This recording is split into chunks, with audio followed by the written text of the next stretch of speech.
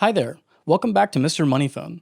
My name is Ryan and today I'll be showing you how to download and install apps onto the iPhone 13 Pro. First, we're going to go to the App Store and find the app that we want to download. I'm just going to download this Super Mario Run app since it's free, then I can quickly show you how to download it. First, press Get. And then when you want to confirm this is the app that you want to download, you double click to install on the side button, and then it's going to use facial recognition to download it.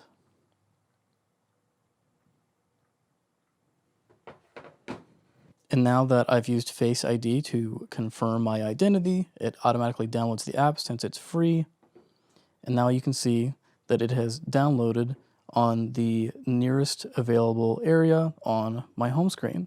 And that is how to download and install apps using the iPhone 13 Pro.